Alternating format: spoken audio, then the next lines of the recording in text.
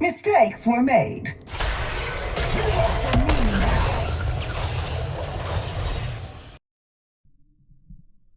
All right, here we are in episode 5 of A Champion Judgment. This one will be featuring the long awaited Renata that we were going to do on November 1st, but I can't exactly remember why we chose to push it back to December 1st. My name is Chris, and joined with me is my patch review duo partner, Jason. Hey, my friend, good to be here. Been waiting for this for a long time, and yeah, let's talk some Renata Glask. All right, let's get the obvious out of the way. Renata fucking sucks. hmm She has a good button, maybe a good and a half button. I personally think she is the worst champion ever designed by Riot. You heard me talk a lot of trash on Pyke. I never talk trash about his design or his kit. I say his playstyle and his kit may be unhealthy, toxic game play, too much risk, too much reward, too little risk. I think Pyke design wise is great. I think Renata is the worst champion ever designed. I don't think it's close. There is not a distant second. She is the laziest kit I've ever seen in a champion. The most awkward abilities to go together in any champion I've ever seen. I think I don't know what they were smoking. Like, I also think action is bad, but this is just next level. Yeah, I don't know that I would be quite as harsh on Renata as you are. I do think that she's one of the worst champs they've designed in the last several years. And honestly, if you look, like they've had some problems designing supports recently. Their last few supports have not been that good or that popular. Uh, Yeah, you have Man, Milio, you have Yumi, you have Rel. I I think all three of those champions have either good ideas or good kits. They just At haven't least they have found the some kind of resting place identity. for the numbers yet, you know? Like, I like what Milo does.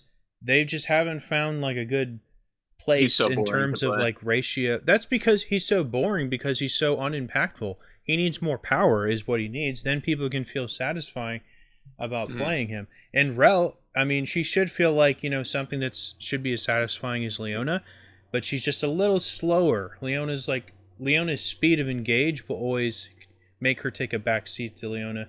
And then the So third here's one what you mentioned is Yumi. I always liked what Yumi did. It's just, I don't know. They just haven't found a good way to do it yet. I'm not willing to give up on what Yumi does, but I don't think you can compare those to Renata. Renata has such I a, was just like, saying they're all problematic, in a way, and yeah. I don't and think none none Rel. I none of don't them think as Rel is engaging unique problematic. I function. just think Rel is unpopular. Yeah, Rel's boring. Yeah, I mean she's problematic by virtue of being boring. I don't think you can say that someone is problematic because they're boring. I think problematic means that the way they function Okay, is like. I hear you. It's maybe yeah, maybe a blurry word that I used there. Yeah. But none of those champions you just mentioned, I don't think, even in their most unhealthiest, boringest moments, they don't have like the discordance or the pandemonium of like unsynergistic nonsense skills that Renata has. We'll talk about that, but I completely agree that her kit really feels like they just like took hey, this is a support thing, this is a support thing, this is a support thing that were already on other champs and just meshed them together and thought they had a champ out of it.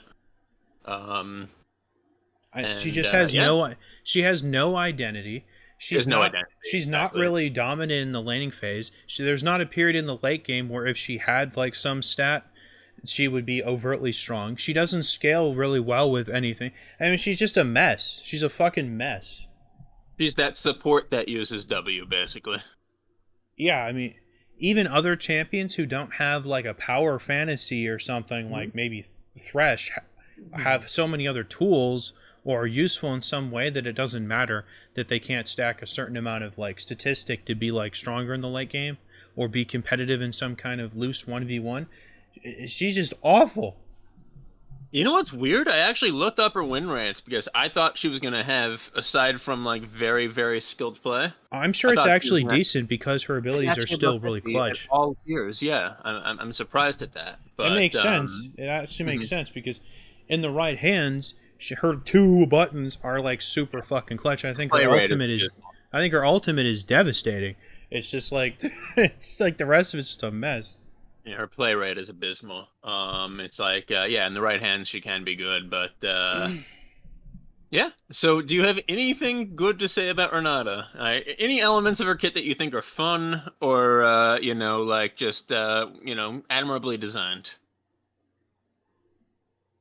I like the idea that she comes from like Zon and she has some kind Uh-huh. of robotic poison aspect theme to her.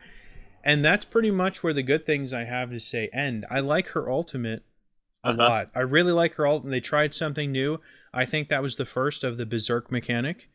It was. Yeah, Uh-huh. I really like that. That was really cool. That was really out there to try something new, and I really like how it's functioned. It's been fun to watch in game. I've seen it a bunch now. It's exciting. It's fun. It's fun to see how all the enemies get increased attack speed and wail on each other. It's fun. It's cool. They did a Yeah, really and good job with the ultimate. something that's really nice about Berserk is that because you're adding extra value above and beyond a stun, right? You're actually getting the enemies to wail on each other or start targeting your minions and move in a bad direction. Um, because of that, it forces them to put a lower duration than a normal stun would have. And that makes it a little bit more of a fair type of CC. And I think it's just a very fun type of CC. I'd like them to add a few more Berserks to the game. And you'll see that I'm going to make sure to keep around the Berserk somewhere in my kit when we go through our reworks. I hear you. I hear you. Then one last thing I'd like to touch on, and Uh-huh. I didn't actually in my notes, I guess you could say, I hmm didn't write exactly what I would do to change this, but I honestly think this is just as important as how bad her kid is. She has the ugliest fucking model in the fucking game, dude. She is like what, Uh-huh. half robot, ugly with a bright white suit, and then like what, a Yeah, yeah. poison and robot arm. What? You know, on It's, some of those like NFL like analysis shows where some of like the former players and often like some of like the big African American yeah, guys, especially, just like Cam Newton wear like dressing up like a pimp. Yeah, yeah, like they wear like bright colors with like a white or like a bright suit, and somehow they just pull it off like a champ. Renata looks like she is trying to pull that off and failing miserably. Like she's doing about as well as I could do at pulling off that it suit. it's just It as is pain. dreadful. Yeah, it's She just as is painful dire. as how bad her kid is. The fact that she looks like a fucking joke, it's Uh-huh. just as painful because you hmm you look at it every game and you're like, dude, this looks so stupid, and her kid is fucking awful to boot. Because there's champions that I think have looked cool, but were like maybe somewhat underwhelming. You I haven't mean, seen this it's yet, but I actually have on the second page one of my suggestions for just like her general lore and stuff. Get her out of that stupid white suit. yeah. What I I didn't literally wrote that down on my design document. I don't have like a great idea, but my first Uh-huh. instinct when I like look at her theme and Mhm. her supposed like ability set and stuff, I'm thinking of something that should be like some older woman who's like disheveled and hunched over and more Oh, you want ergot her to be a like. hag. Yeah. Okay. I actually thought of making her a little bit younger in appearance and almost like maybe like crossing Singed with Carmen San Diego. Well, It was almost like how I pictured her. she's still supposed to Um, be some like criminal leader or something in like the well, underworld or something. I actually have a page on that. I'll get to that in a little bit. Because unlike some of the other champs that we've done the champion judgment on, I think that her lore and her personality and her appearance are so badly done and problematic that I actually, while we normally just talk about what we're going to do with the kit, I actually came up with a few ideas for what I'd like to see done with her lore as well. I can't think of Um, another champ we did where their look was anywhere bad, you know. yeah, yeah, no, Tryndamere, we can talk about how his design is problematic all day. He's badass looking. Lore, maybe not so much, but better than Renata Glasks. Well, you may have Um, mentioned I didn't mention anything about the lore. I uh just care about how the champion looks because the lore they'll Yeah, update that shit every fucking 2 seasons, so it doesn't I agree. matter what the lore gets changed to. There's I some agree with champions you you can look completely. up their lore and they have 6 different versions. Yeah, you're not wrong about that at all. But I do like when the look really reinforces the lore and vice versa. They have You're like, absolute oh, Riot as a company has absolutely no respect for like their own canon or precedent. They'll change any champion to fit whatever they're doing at the moment. It is mhm. absolutely despicable from just like and that's not how you make like a legacy in a game, or especially a game you want to translate to like an RPG of their other bullshit, when you just literally walk back and shit on everything you do all the time. Yeah, the entire community will agree with you on that one, and so will I. I feel like the writing most of the time is decent, right? It's not bad writing most of the time. But it is so chaotic, it is so disorganized, and yeah, it is disrespectful of a lot of the other things that they're doing. And that almost makes it into less than the sum of its parts. There is two other things that I do like about Renata. I feel like the save on her W, the bailout, it can be game changing in a cool way. Because it requires you to have a really good read of the situation. A, is your teammate actually about to die? And then B, can they actually participate in killing someone, before they just get blown up again? You That's like kind that, of huh? cool. I do like that. I don't know that it's the best thing they've ever made, right? But I think compared to like a Zillion revive, I feel like this is a fair way to do it. And I do want to point out that it is cool that this is a middle-aged female champ. In a popular game, you really don't find that too often, right? Generally, whenever they're making females, they're making them like really young, attractive, even a little bit like e-girl like, or they're making a monster girl, right? And to just have some type of like middle-aged woman that clearly respects herself is cool to see in a video game. With that said, they just did a terrible job with or otherwise. All right, great feminist take there. Yeah. They should have went more into like the monster robot theme. I think it would have been better. You're right. There is too much like sexualization and too many young hipsters in this game. Uh-huh. So it would have been cooler if she was more, Gandalfy, old, ergot, disgusting monster type. I think it would have been way more appealing if she was like a monstrosity rather than Uh-huh. some awkward robot businesswoman. Alawi's not that popular either. Yeah, she's hideous too, Sorry, but Leo. I've come to terms with it. Uh-huh. Okay, we've gotten the bad out of the way, which consisted of everything Oh, about I this haven't gotten champion. my bet out of the way yet. Oh, you got Should I more? continue? Okay, let's hear it. Yeah. Okay. So the Q and the E in her kit, the handshake, where she basically roots someone and roots herself, or at least slows herself down by a lot, and then like slightly displaces them, and the E, which is just like a little bit of damage and a little bit of shielding, possibly two of the most unimpactful abilities we've ever seen on a support. We have a passive that is unimpactful, unoriginal, and doesn't synergize with the rest of our kit in any way. Basically saying, oh yeah, if you walk up and you auto attack someone, you can get 1% of their max health and damage. It is one of the worst chosen passives, maybe the worst chosen passive in the entire game. Thousand Um, percent correct on yeah. everything you said. Have to mention though, her passive was nerfed 3 or 4 times. It used to be like 4 or 5% when she first came out, though. Yeah, but even then, it's a weird. Even then, and I know that you already said this, right? The whole kit lacks coherence. That's one of the ways it does, even when it was 4% or You're whatever. totally right about her Um, passive. You're totally right yeah. about her Q. But let's get to that E. You're too kind. That is the Hmm. worst fucking ability they have ever put in the game. The shield is Wow. pathetic. The damage Uh-huh. is pathetic. Uh-huh. 110 mana. Get the fuck out of here. Are you Yeah. kidding me? That is like. Yeah. You're right. I mean, You're it's right. it's absolutely ridiculous.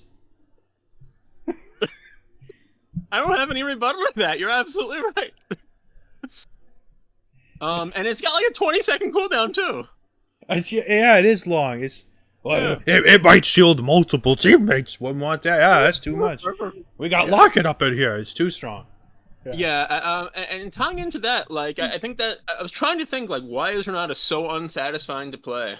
And I think it's because most of the time she just feels like she's waiting to react to things the enemy does most of the time, and not even in a really cool way like Janna, where Uh, once they do something she can really press exactly. the issue. It's like Yeah, her rebuttal is pathetic. So it's like she doesn't doesn't even. have good poke. She Yeah. doesn't have real good engage, and essentially she's always just kind of waiting on other people to do things. She can't really start the action by herself, and most of the other like supports that can't start action by themselves, I'm thinking maybe someone like a Sona or obviously like a Soraka, right? They at least have good poke patterns. And Renata doesn't even have that. So I think that's why she's so unsatisfying. She dies very easily without her ultimate. She essentially, has no appeal for herself because even the handshake, like she's slowing herself down to use. Um, and then everything beyond that is just like bad, like visual and lore design. So like her skill names are just so bad. They're so Oh, gimmicky. They're oh, all just like, you beat me yeah, to it. I was gonna wait till my start. yeah, I was about to say this has got to be the worst names of abilities that have nothing to do with what they plan on actually to do, that. with the exception of maybe bailout. Yeah, they're all just like trying to be like dumb puns on like Yeah, things a business person would do. Oh, loyalty program. it's a You know, missile, right? What? hostile takeover isn't that bad of a name, but the rest of them are terrible. Oh, Yeah. look, I'm handshaking. It's so bad. She actually has a decent backstory. So her backstory, in a nutshell, is basically like her parents were like brilliant alchemists in Zon, but they would like basically never take money from people, so they all grew up poor, and she grew up resenting that. Um, but anyway, like Piltover was seeing that there was basically like a threat, to their like science domination, and they sent Camille and some other operatives to burn the Glask's house down, and they killed her parents, and that's how she lost her arm too. That's why she has that stupid robot arm. Why are we talking Um, about lore? We just explained why lore doesn't matter. They'll just give her a new lore one day. and so like that's kind of an interesting backstory, right? But then, like, where'd she go from there? Well, she became a business magnate and a chem baron, and she apparently, works people in sweatshops and succeeds by aligning other people's interests with her own. Like that's all she does. She's not a rootable hero. She's not a fun or intimidating villain. She's just kind of there as a business person or whatever. So really, there's just Renata Glask is a disaster. That's Chem Baroness, you misogynist filth. I am so sorry. I'm gonna have to turn in my feminist card. Cancelled. Yes.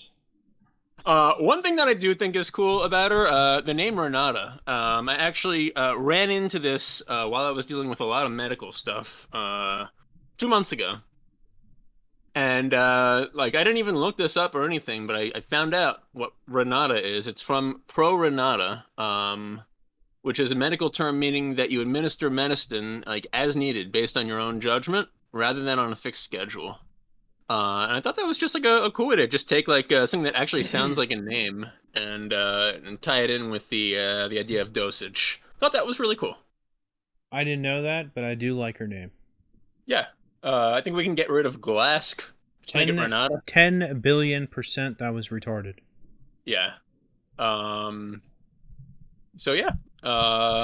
Good name, bad everything else in the lore.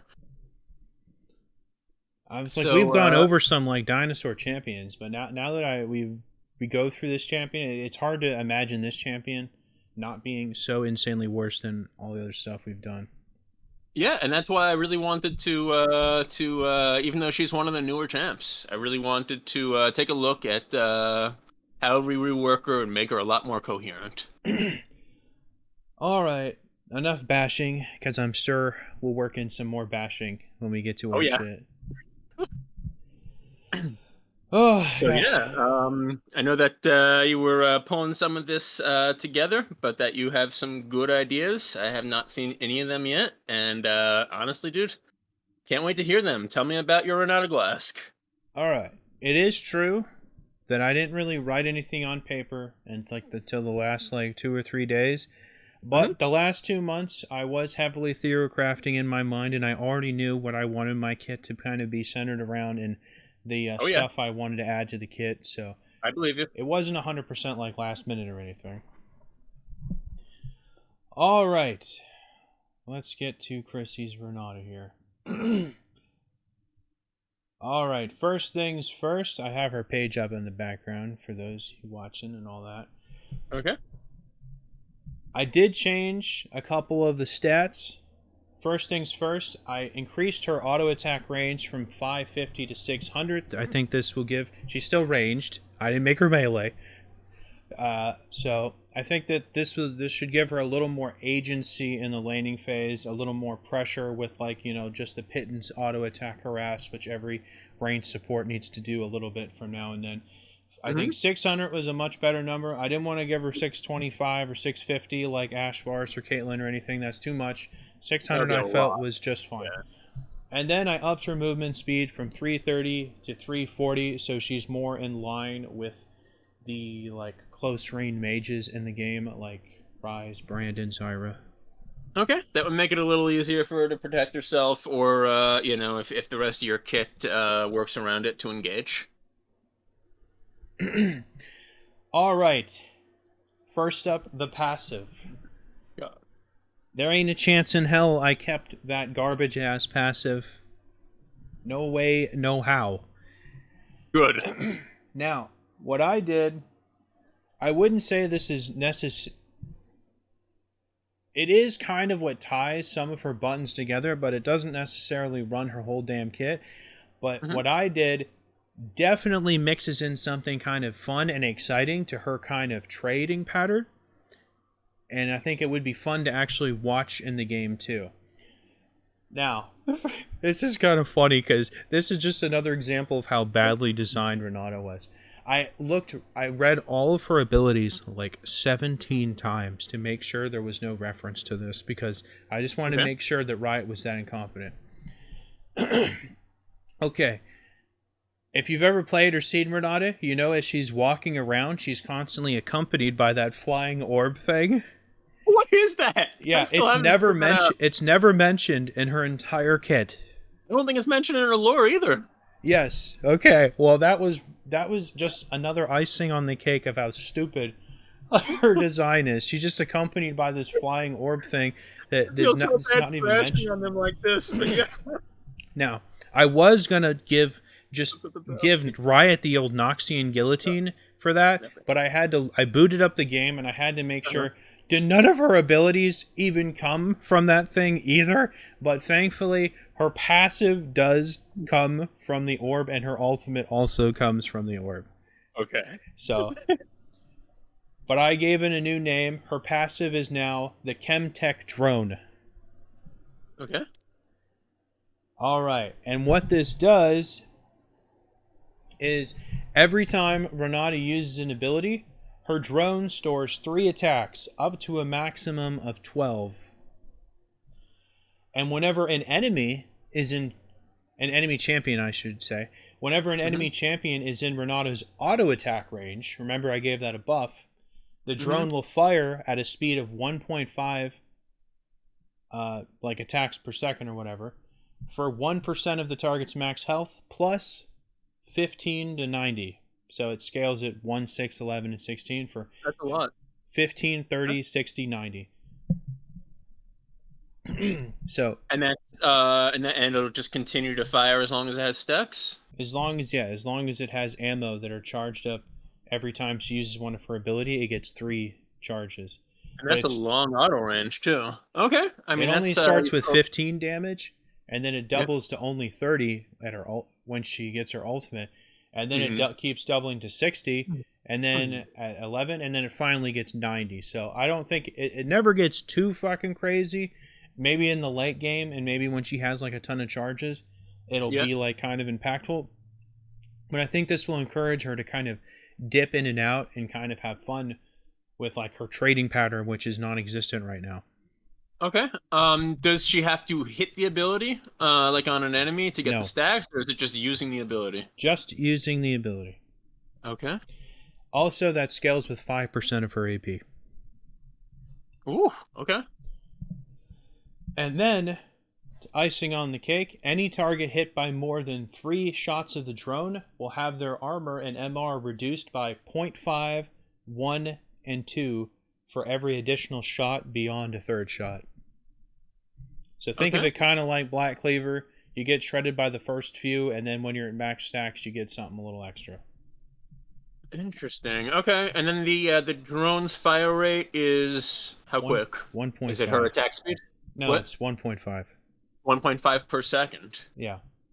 Wow. Okay. So think of it This like a green laser, like toxin acid laser. Think of it like the projectiles the TIE fighters shoot in Star Wars. You know, pew, pew, pew, pew, is, something cool like that. Yeah, and there's no way to dodge it, right? No, it's a lock on. Okay. Yeah, this is very powerful. I'm thinking you would need to take the numbers down unless the rest of her kit is kind of lowish numbers. Well, But for I think it's a cool idea. reference, think of like Mhm. Lulu's bonus on hit damage she gets on her passive. I mean, 15 at like 1 through 6. That's not that crazy, even if you somehow had like I all think 12 I think stacks. Lulu's is literally one per hit at level 1. Yes, but this is 1 to 6. She doesn't get the 30 until she gets to 6, basically. Yeah. Okay. Let's take a look And at she yeah. has to stay in her auto attack range for this to keep happening to the target, too. Right, but it's a long range. Eh, it's not that crazy. Okay. And then, yeah, and then the armor and MR shred, that starts at 1, and then that increases at 6 and 11 for the 0.5, 1, and 2. And so that's not super insane shred, even in, and then by the late Okay. game, people already have like 200 of armor or something. So, Yeah. I'm looking at Lulu, and at max level, it's 111 plus 15% AP for the combination of all three pix bolts. Now, yep. obviously, she's not firing that at 1.5 per second, but yeah, it's more reasonable than I thought. Maybe just the max health would be turned down to like 0.5. I mean, I want her to have some kind of relevance against tanks, Okay. which supports Okay. tend to be laughable at. So, Cool. all So right, that's the pass. that is Chemtech drone because I really wanted to give that thing floating around her like a real like purpose. Something to actually do instead of just being an animation, right? Yes, it has. It has as far as I can tell, and I did my due diligence. It does nothing Mhm. other than shoot her passive, which is like just a tiny little zap, and launch her ultimate. Yeah, which she could launch herself anyway. Like, she's an alchemist, kind of. Okay, next up is her Q. Uh-huh. It still is going to look kind of the same as her old Q, but it's going to fundamentally be a little different. This is electric grappling hook. Okay. All right, I reduced the range from 900 to 600. This is also her auto attack range, so this isn't going to go as far as it did. Like, so this is no longer like almost Thresh Q range like it was before. And then I upped the cooldown from 16 seconds to a whopping 28. And you'll see why in a second here. And I didn't change the damage because I felt like that damage was just fine. Okay. Okay, now for this one, Renata fires a cable in the target direction, so it's still a aligned skill shot. If it hits an enemy champion, the target is slowed by 10% for 5 seconds. And over the duration, the target is drained of 1 to 9 armor and MR a second for a total of 5 to 45. And that persists for 1.5 seconds after the end of the duration. And then Okay. at the end of that 5 seconds, the target gets stunned for 1 second. Okay. Is there any? Okay. And that's going to be an automatic stun once the original part hits, or is it kind of like a tether, It's a like Karma's tether. W? Yeah, it's a It's a tether. tether. And then Okay. you have to stay inside of her auto attack range, just like her Interesting. drone. And the Interesting. Chemtech drone will prioritize targets that are hit by the grappling hook if there's multiple champions around. Okay. Good little, bit of tying in the skills together there. And then it has a little passive where 10 to 40%, that scales on like levels, 10 to 40% of the armor and MR drained by this ability get Uh-huh. stored inside of Renata's Chemtech drone. How's that Okay. sound? And what So, does it do? It gives it to her? no, that's on her next ability. Oh, okay. So, this is going to start off as like only like a small little buff, and then later in the game when she has Q maxed, and also I gave her a good reason to max her Q or her E. Like the previous or the current Renata, it's like, is there a good choice on what to max first? Not really. I mean, what do you max out first? Bailout? I don't know. It's like it doesn't feel like there's a good choice to max out any of her shit. At the Yeah. most, there's nothing satisfying to max first. I think I usually max the handshake, but I'm not sure that's correct. Well, that does the most base damage, so I don't know. Anyway, so when it's only 10%, now you can max her Q and not be at the breakpoints where this increases to 10, 20, 30, and 40% of retaining the stats that it drains. And remember, I said she can drain a max of 5 to 45 armor and MR based on the level of this ability, and if Uh-huh. they're attached to it for 5 seconds. Okay, next up is I replaced Bailout. I kept some of the functionality. This is now Overdose. And the cooldown has went from 28 to 24. I Mm-hmm. changed that to 20 to 12. Now, Oh, I 20 to kept 12 seconds. Okay. yeah, I kept some of Bailout's functionality, and you're not going to like this. I've removed the revive mechanic. I I don't found hate it that.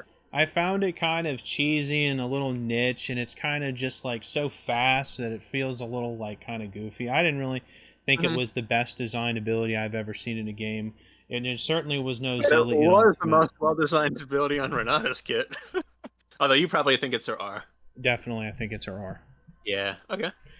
So, Renata's Chemtech drone injects herself or an ally champion with a powerful concoction, and it repeats the effects of the current Bailout without the revive mechanic, so they still get the movement speed and the attack speed, and it still resets on takedowns and all that stuff. It still lasts for 5 seconds or whatever it Okay. does. Okay. And instead, since she lost the revive mechanic, it grants the target all of the current armor and MR that's currently being stored in her Chemtech drone. Okay. Interesting interplay with Q. And if the target receives at least 20 armor and MR from this ability, they also receive 15% bonus AP and 20% bonus AD.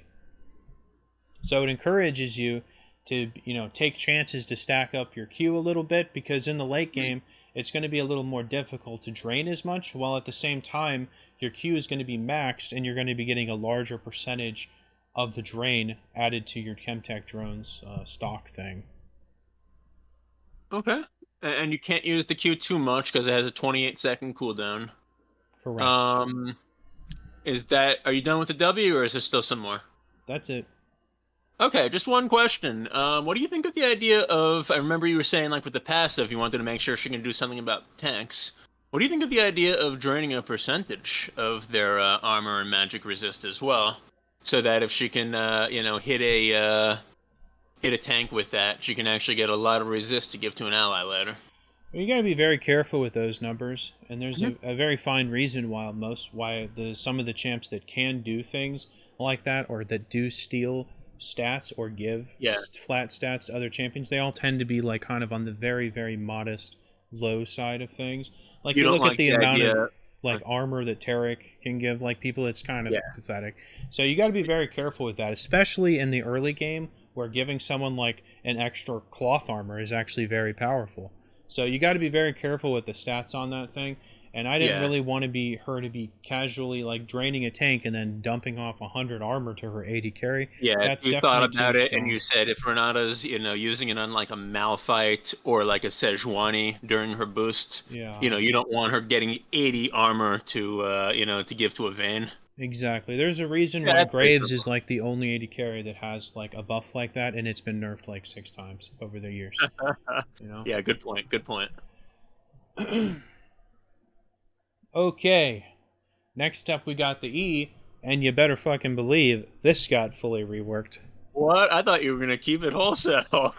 I did keep the like essence of The what it mechanic. the sort of the mechanic of what it is. It's a lot Uh-huh. different, but I did keep the fact that it's a missile because I still thought that was kind of cool since she is like a robot or something, whatever the hell she is. She's not a robot. She has an arm, Well, or she she. Well, also she has wears an like a arm, and then robot like yeah. visor or whatever the hell. It looks like both her hands are robot arms or something. She just has one Chemtech arm. Whatever, she's ugly as sin, and she can be more of a robot when she gets reworked. All right, all right. I didn't come on Champion Judgment to body shame people, although I kind of did. Okay, next up, I increase the range of this one from 800 Uh-huh. to 900. So this is going to be more of like What's a it called? trading. What? What's it called? Oh yeah, this is Toxicant Payload. Okay. This went from 800 to 900. This is I'm gonna going to be the confirm here. ability that kind of goes bread and butter with her like passive, where it's going to be like E passive, and they'll kind of work together to like maintain her like kind of her trading pattern and her presence in lane. Okay. And the mana cost went from 70 to 110 to just 35, and you'll understand in a minute why it's so cheap. All right, this is the passive part. Renata stores a charge of toxicant payload every 16 seconds for a max of 4, so she can hold on to 4 missiles, and the charge up is affected by ability haste. So think that the charge up can get down to like 8 or 9 seconds or something, but she'll still be waiting like almost a minute to get like all 4 of her shots, or Uh-huh. every 8 to 16 seconds to get her next one. So this will give her like a window where she'll have like a really uh, fun like trading window, because every time she shoots one of the missiles, it also will give her 3 stacks on Chemtech drone. Oof. Okay. And then the active is Renata fires a missile at the target location. It's a 200 radius kind of thing. Think like Jarvan's flag, that level of pathetic AoE. It's going to Okay. have like Heimer missile speed. Think that's how fast it is. Right now it's kind of slow and weird looking. Hmm. So it's going to have like Heimer missile speed. Is And it then still it'll gonna arc or no? Is it just gonna? Can it hit things like along the way? it'll hit the first champion that it It'll hits. hit the first champion. Will it stop or will it keep going? No, it just detonates on the first champion it hits, and or Okay. it goes to where you clicked on it and it blows up in like a 200 AoE. Okay, so it doesn't really look the same way as like a current E does. It's No, it's more just a of missile. almost like the Heimer missiles. Yeah, kind of. Okay. Or So think of fire it, missile at the target location. Sorry for cutting you off. Go ahead. And what does it do once it arrives? it slows enemy champions by 25% for a second and a half, and it deals 60 to 120 plus 25% AP magic damage per missile. But the speed and the small hitbox and the small radius will make this kind of a relatively challenging ability to constantly hit a bunch of. Like, if you've ever played any amount of Jarvan and you're actually trying to hit someone with the flag, it's harder than it looks, you know? Yeah, yeah. We talked about that on the patch notes with the lethality Jarvan, but yeah, I agree. So Anyway, she's firing just one missile with each use of this skill, or does she fire a few of them at once? she fires one at a time. Think of Uh-huh. Corki's ultimate. This has a Yep. 1 second internal Cool. cooldown, similar to Okay. Corki's ultimate. So if she has all 4, she can go bum, bum, bum, bum. Because it's a 1 second internal cooldown, that stays forever. And then This is the restock is 16 seconds. this is so interesting. Every single, or at least like, no, really, every single skill so far, we have done something similar and something different on. Um, yeah, this one in particular is very close to something I did, and you'll see when we get there. But this is really interesting. Cool. And then Um, lastly, every uh-huh. missile impact against an enemy doesn't have to be an enemy champion. Every missile impact against an enemy will Hmm. reduce the cooldown on electric grappling hook by 2 seconds. of Q by 2 seconds, which had a long cooldown to start with, so that's okay. And this does nothing for allies, right? Nope, I removed the shield component because that was so utterly tacked on. It was rather tacked on. It's like, well, support should be able to heal or shield an ally, I guess. She still gives people Um, like a buff, some nasty, awesome buff with overdose, old bailout. But I've moved her into more of someone that's like kind of a trading pattern, actual champion that has lane presence. She still has some CC. She's got a couple slows. She has yeah. the situational 1 second stun if they're in the thing the whole time. So if she wants to really like go ham and fire like four in a quick sequence, she has to store them up for about a full minute, right? 16 times 4. So, yeah, Mm-hmm. 64 Yeah. seconds, and then And one more reduced time, by what is ability the haste. yeah, one more time you said so 60 to 120 based on the rank plus what percentage AP? I made this kind of generous. It's 25% AP, so it would be 100 if she shot all four. Because Okay, but that takes a full minute. one of my big gripes was that she has no late game kind of power fantasy. So with the rockets, at least she'll have some oomph in the late game. And yes, she is an Not as AP much as you think. champion. Not as much as you think. Like, think of like a Xerath, and he's able to fire off well over 100% AP with a combo, every 7 or 8 seconds. Well, She has to wait 60 seconds to hit this 4 times. So, with obviously a lot of absolutely the no ability haste, you're right. right. And she's And still again, a support, I'm so comparing Xerath with no ability haste. yes, I Um, don't think you can compare Xerath to like a harass support though, since he's uh-huh, basically a mid laner. uh-huh. She does have, a bunch of damage coming out from her passive. So it's interesting. I think that Not as if much I as you were think to it is. design, well, I think it's more than you think it is. And I think that the E is less than you think it is, which is fine. That balances out. That's just a different play style. I would have flipped the two if it were me. But I don't think there was anything particularly problematic with the way you did it either. Yeah. If anything, I would say I would like to see her actually store these up a little more often. I might even say like every 11 or 12 seconds, maybe with a maximum of three, and then you could allow her to harass more often with it. But again, that's just maybe a matter of preference for me, and there's nothing wrong with this. And yeah, pretty cool ability. I think that the idea of having the missile impact against an enemy, reducing the Q is cool. Why did you choose to make that doable against minions and monsters who are going to be automatic to hit, even though you're kind of wasting your E? So you can What was still reduce the the cooldown yeah. on your Q. No, no, no, not why would a player do it, but why did you design it that way? So you can reduce the cooldown on your Q. Okay, so you think it would be a reasonable trade-off to say I'm basically wasting, one charge of my E to get my Q up quicker? Yeah, I mean her Q is it's her only hard CC ability. It's still a Mm-hmm. slow that works kind of like Karma's Oh, W. you got rid of the Berserk? I know the Berserk's still in her ultimate. Okay, so that's a hard CC as well, but Oh, you're okay. right. Yeah. And she's gonna always wanting to be trying to sap like resistances to shift into her Chemtech drone so she can give her AD carry or whoever like fat W's, fat chunks of armor, bonus armor and MR. So she's encouraged to have as much Q uptime as possible. So you'd want to like try to build probably a lot of ability haste on this champion. That's why I Mm-hmm. think starting at like 16 seconds for the reload and 28 seconds for grappling hook was warranted because I think people would shift into like a heavy ability haste build.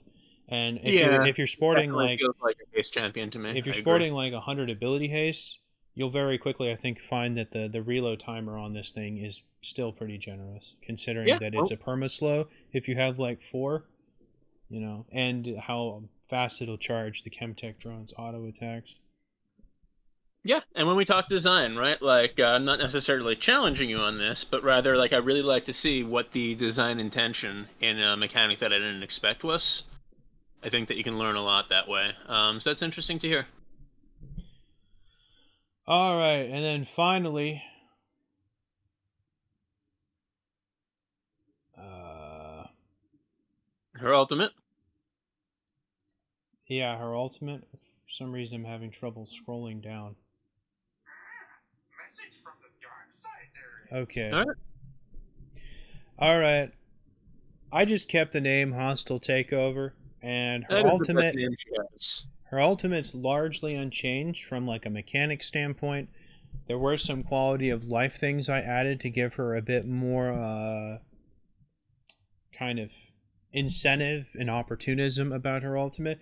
It's Okay. 20% faster, just straight up. Like the A lot of people complain how slow it is. Yeah. yeah. So when she first shoots it out, it's very slow, and then about a second later, it starts getting a little kind of fast. That 20% faster at all points of the ability, just straight up. It doesn't want to get too fast because it is very powerful, so it should only be so consistent. And it is a big ass cone. Uh huh. And then every enemy champion hit with her ultimate will store one charge of toxicant payload. So she gets one extra missile every time she hits someone with her ultimate. So she can only store 4, so it's whatever. Okay. So that'll give her more of an incentive to go like kind of ape shit in team fights, to try to tag everyone, blow all the E's, tag everyone, and Yeah. then And then while get they're in there with hitting the each drone, and other. then the drone will go ape shit while she's trying to go in there, I guess, for Uh huh. whatever little damage it does.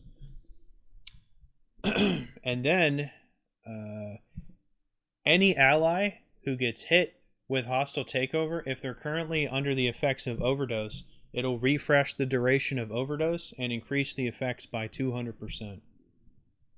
So they'll get double the movement speed, the attack speed, and the stats that Okay. it gives, Hitting an overdosed ally will improve the overdose effects on them. and refresh the Um, duration.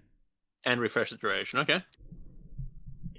And then lastly, any enemy killed while under the effects of hostile takeover will permanently increase the flat damage of Chemtrek drone by 5. So they have to die in that tiny window while they're berserk. And that gives her drone like a healthy kind of. It's hard to kill people in that window, but it'll give her drone kind of a little bit of extra, late game scaling. And by enemies, you mean champions. Yes. Okay. I don't think Yeah. it can make other things berserk. It actually does. It actually makes minions and stuff berserk too. Well, I meant champions. Okay. Oh, there you go. That's a Renata that's actually fun to play. She Well, has I'll be the presence in the judge of laning that. phase. She does things that are actually impactful. Mm-hmm. She still has a powerful W steroid. She lost the shield, but it sucked anyway. And now she's got like some presence. I mean, it's just a lot of things that she was missing. I don't think it was right to try to push her too much into like the enchanter category. I still feel like she was more something that should be like a little more aggressive, you know? Yes, she has to be one or the other, right? Like trying to hit her in that middle ground between like an enchanter and like a playmaker is really hard to hit the right balance on, and often I think that's part of why she feels like she's waiting around, because once she uses half her kit, she can't use the other half of it. And I think in your case, you actually did a really good job making it so that once she uses one skill, she has an incentive to use some of the other ones. Um, Yeah, you've tied the skills together nicely. I think sometimes you tend to go a little bit overboard on, oh, you use this one skill, it gives a bonus to another skill permanently or temporarily. But here, I honestly, except for maybe the toxicant payload reducing the Q on any enemy, I don't have any complaints about that, because it really seems like you're being rewarded for hitting your skills with some type of other utility, some type of charge, reduced cooldown, extra damage. That's pretty cool. The enemy is killed under the berserk. At first, I was like, that's retarded. And I thought about it for a few seconds more, and no, that would create a pretty cool endgame fantasy. Yeah, plus it's a very small berserk window. I mean, it only lasts for like less than it's like doesn't even get up to 3 seconds, and it's only like a second quarter 1.25 seconds at like level 6. So it's a very small window, and I would just encourage her to be very Yeah, opportunistic to try to get a soup up her Chemtech drone a little bit extra. And I don't expect her to get very many stacks with this because Oh, her yeah, cooldown on her ultimate's kind of long, and it'll just be kind of a very niche situation where she's even close enough to kind of do this. yeah. So it'll just be a Um, nice little extra 15, 20, 25 or something. I see your new Renata in a little bit of a Carmelite, where she has the like the CC tether that eventually becomes a stun. I guess Karma's becomes a root, but similar. Where she has where she has the ability to put out like decent even good damage if she's building AP, and she even has kind of one skill that's basically about dealing damage in the Toxicant payload. Where she has a speed boost for her ally. She obviously loses the shield that Karma has, and that is a really important thing in terms of like a support's identity. If all you really have is some unreliable CC and some type of like non-shield, non-heal steroid, often that's not enough to fulfill your support role. Obviously, she's making up for that with a lot of damage. Oh, I actually wrote in here. None of Hmm. her abilities interrupt her movement, Okay. which is important for maintaining the range on her drone and her Yeah, grappling yeah, hook. yeah. Yeah, that's a good point. Now you're saying that she can use them without even any cast time, or that she can move while she's casting, even like hostile takeover. Hostile Takeover still has like the 1 second channel, but Okay. she can move like Syndra while casting all of her other stuff. Oh, okay. So besides the ultimate, she has that Syndra ability in it. That's interesting. And that also means that she's gonna have an easier time getting away when she's trying to like just defend herself from a pick for something like electric grappling hook. Um Yeah, the only problem I really see with this is I think there's still a little bit of, I don't want to say an incoherent identity because the skills clearly work well together. But if I looked at her and I said, what class of character would she be? What do I really need on my team that I'm going to pick a Renata Glask or just a Renata now?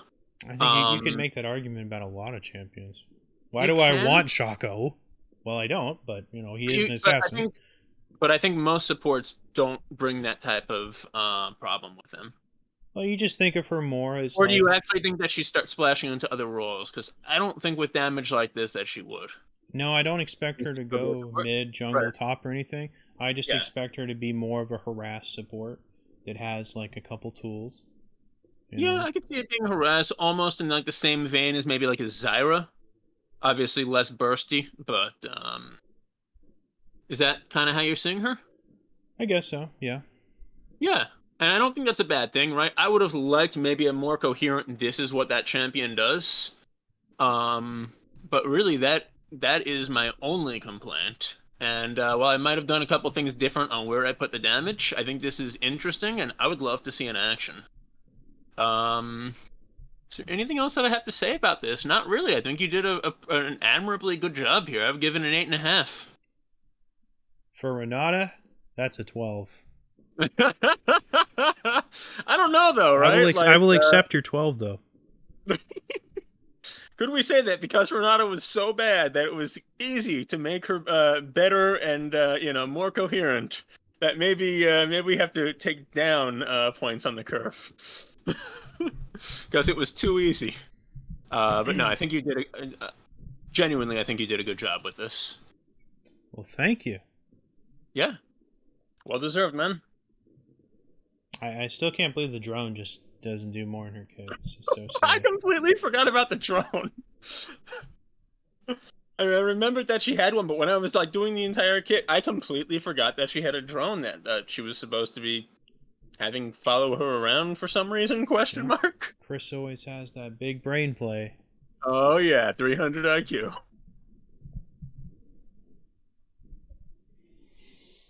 I will All accept right, an 8.5 you and better, because that's what I'm giving conceptually you. 12. Yeah. And anything else that you want to, champion with your champion rework? Nope, that's pretty much the gist of it. Just shoot the rockets, charge up the passive, go shooty, shooty, shooty, in and out, and then make cool plays draining for your W All with the right. Q. You know? Try to keep it simple but kind of exciting at the same time, and have fun watching your drone just like heat seek people and you know. I think like where your skills were similar with what she's got now, like yours are clearly better. Like it's an argument. Okay. And you're humble.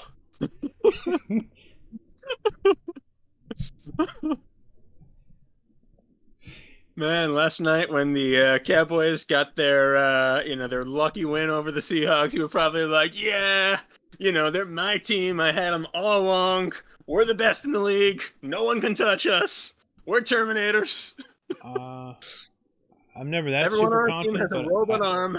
I did expect them to win. I did not expect them Uh, to have nearly this hard a time beating the and Seahawks. need I help from the referees to get that win." Let's be Oh, honest, sorry. there was like 20 penalties in that game, and both teams got a lot of help.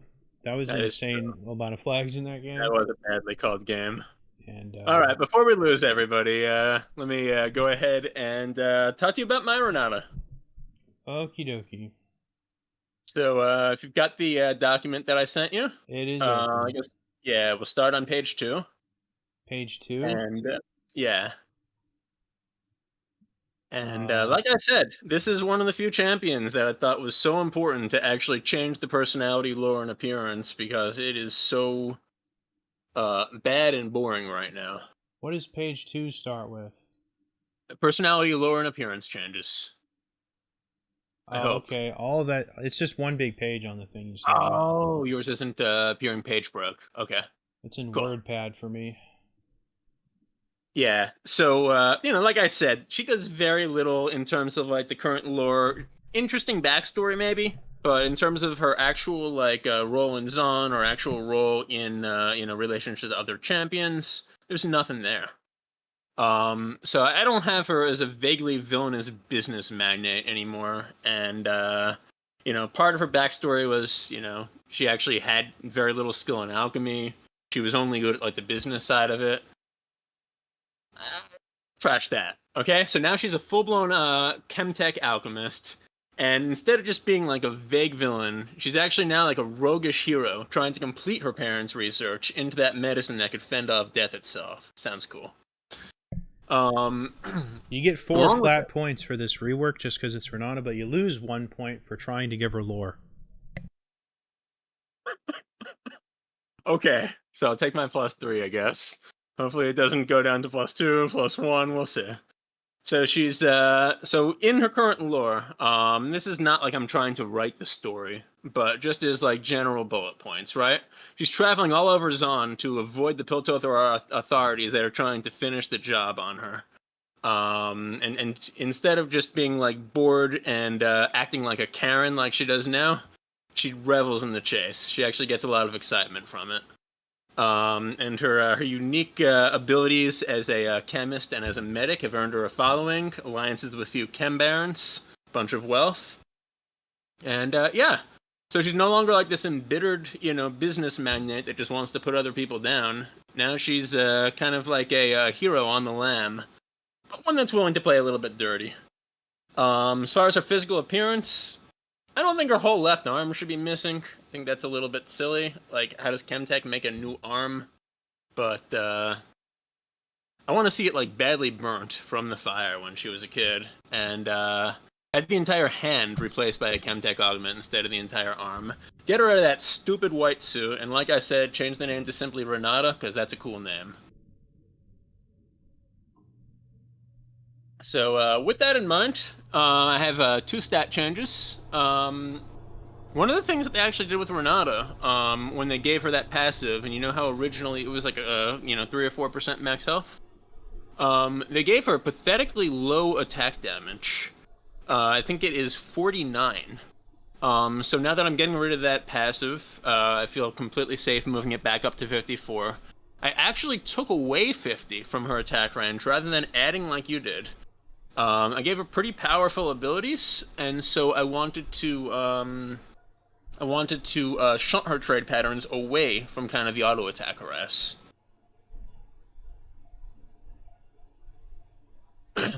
All right.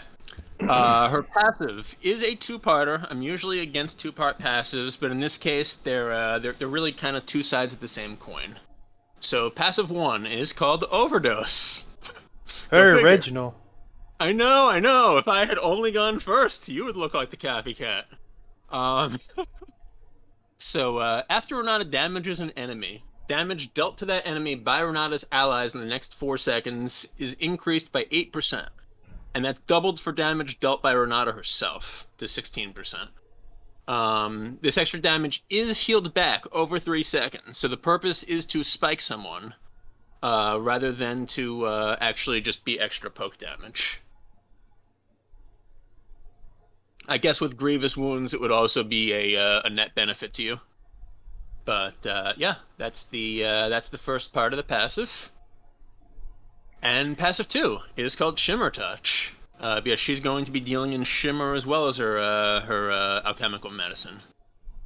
When Renata directly heals, shields, or buffs any ally champion, and they are damaged within the next 4 seconds after that, they heal 5% of that damage over 3 seconds. And Renata always gets this benefit when she takes damage, so she doesn't need to use an ability on herself or anything to get it. So this is basically just, as long as your ally doesn't get spiked, they get that little bit of a second wind effect. Um, this this sounds like it's going to be a little bit underwhelming, perhaps, but Shimmer Touch is going to work into her E significantly, as well as a couple of other abilities in slight ways. Huh. Well, that's certainly some consistent damage mitigation. Yep. Only for poke patterns, though, right? It's not going to help you fend off a spike damage. First thing I noticed with the part one overdose, Hmm. 8% is probably too good because that's basically as strong as Vladimir's ultimate, which is like also a damage amp. So probably need to lower that a little bit.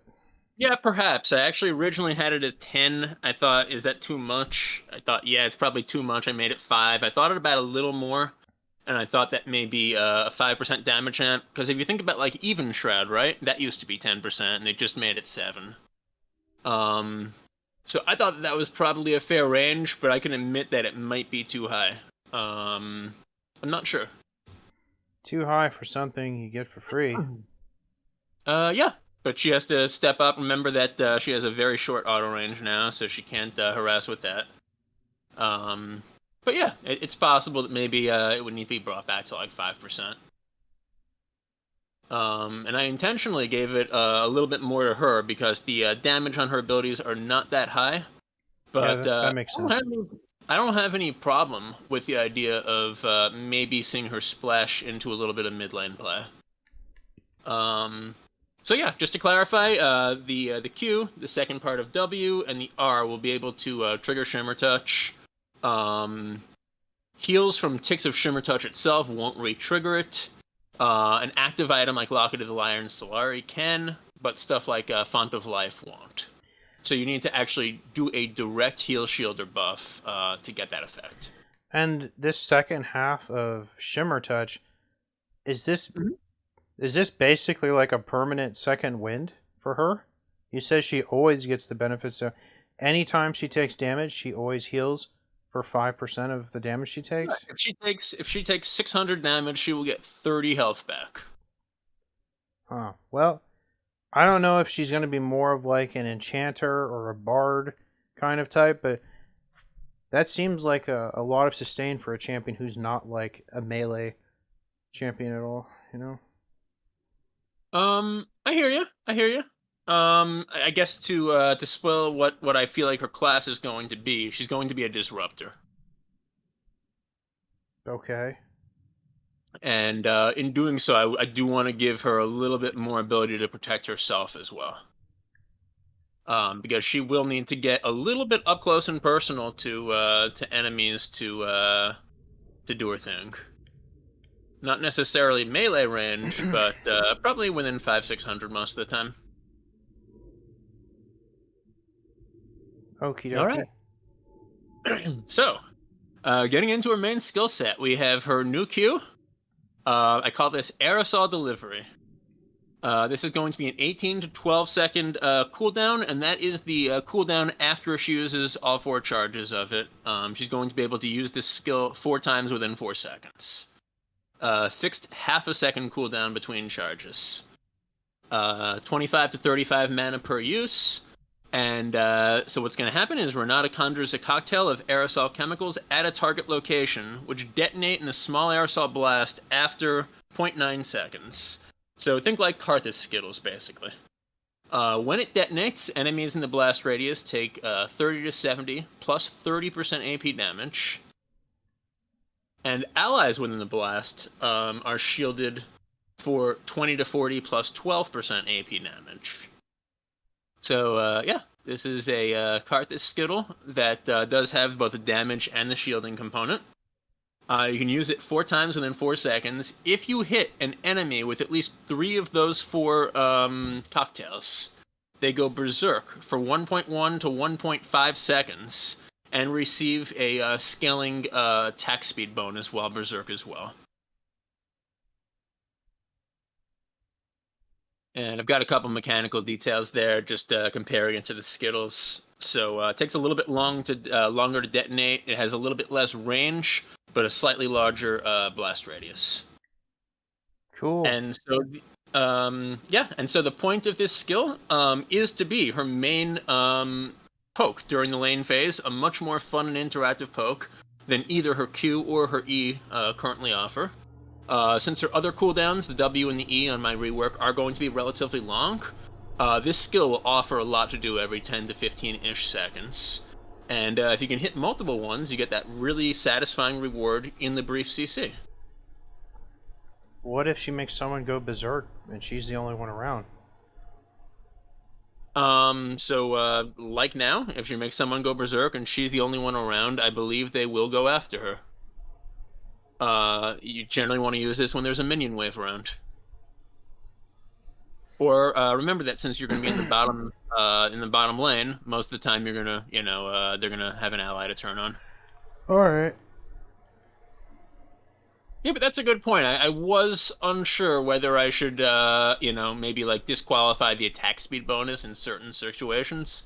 I think it's fine to leave if you're using this on somebody who's alone. You know what you're doing.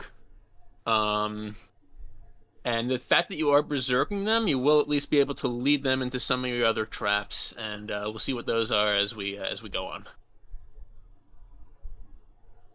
All right. Also, this is a pretty easy way to trigger Shimmer Touch on allies. Now we've got her W, and this is where I really tried to move into her alchemist persona. And so it's a 2-parter. The first part of her W is called Bottling Power. This is a completely new skill. It has a 36 to 12 second cooldown, which is one reason that even though it's not a bread and butter skill, you might want to actually put a few points into it. And costs 70 mana.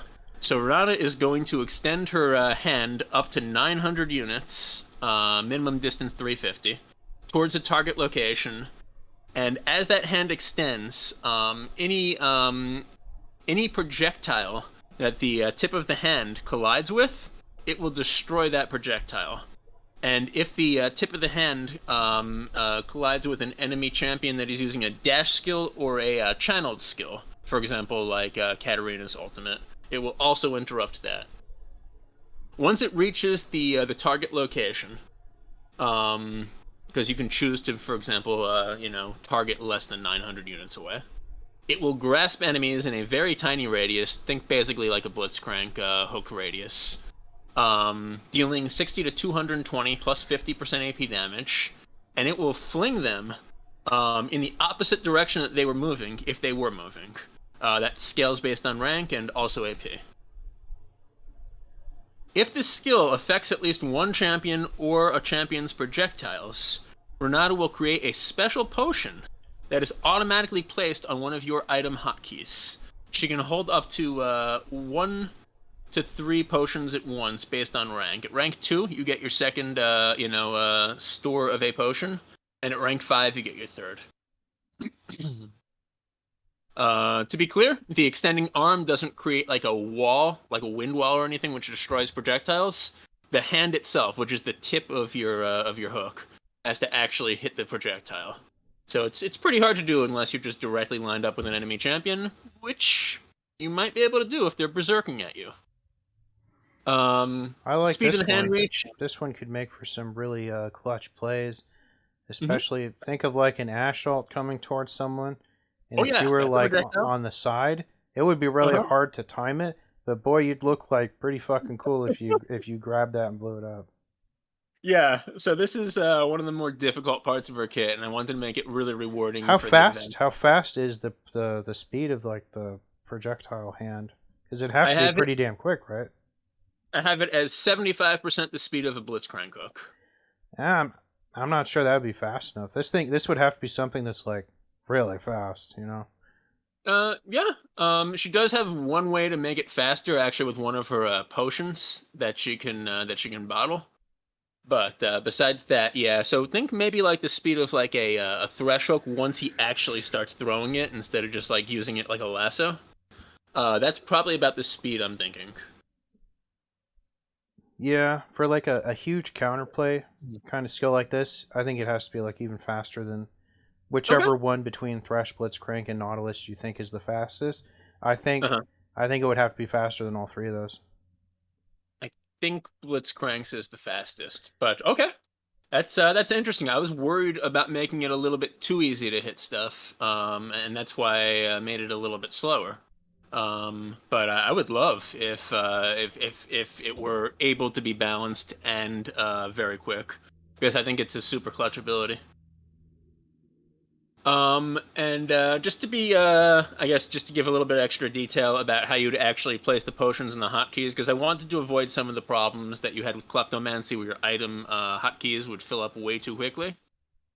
The potion can be placed on either an empty item hotkey, one that doesn't have an item in it, or any item that doesn't have an active ability on it. So, like, if you have like a chain vest, your potion can just appear as like a little like PIP window inside that item slot, and then you hit that hotkey to use it.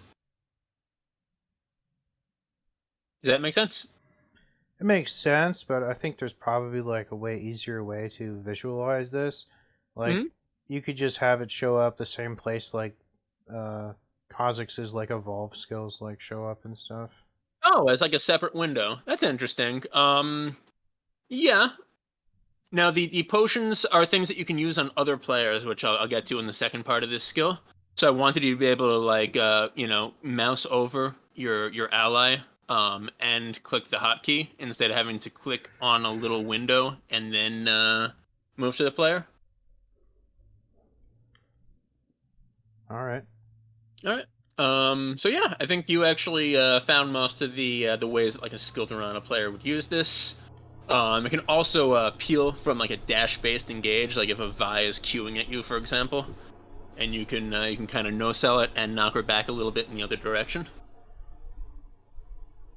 But yeah, besides that, you hit most of them, and then you could also, if somebody's actually running away from you, and you hit them with this because they're running away, it'll pull them back towards you in the opposite direction. So there's a little bit of that chase utility as well. And then part 2 of her W, I call Alchemy's Umbra.